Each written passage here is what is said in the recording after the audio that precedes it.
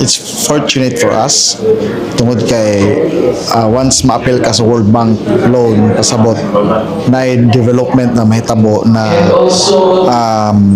grant from the national government, and knowing na ang amo pong population din sa Bohol is getting higher, so we are almost 1.5 million.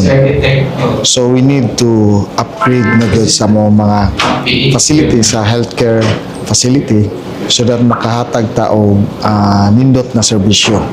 Kay if we aim for good service, kinahanglan na po tayo mga nindot na facility na muhaom sa itong mga plano.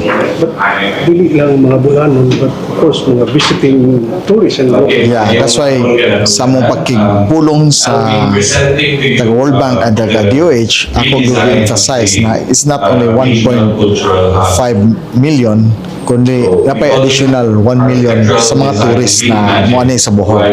So kinahanglan gyud og nindot na facility ang atong mga hospitals, labi na sa mga Bulanon na sagad nila na magpa-hospital na adayon tayo hatag na serbisyo. Almost 600 million pesos sa hospital and 600 million. And naapoy mga machine, no? Mga laboratory. So, i-upgrade po dapil na tanan hospitals sa provincial-owned hospital.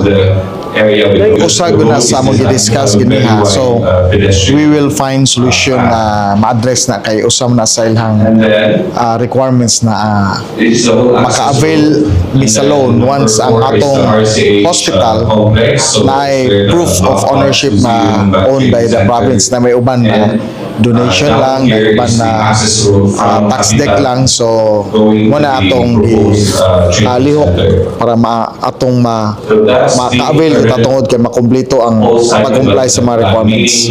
Mao ginay atong aim. So once ready na ang atong documentation, then mo-start na po ang trabaho kay kung imo nakadunggan ganiha gisgutan ng procurement.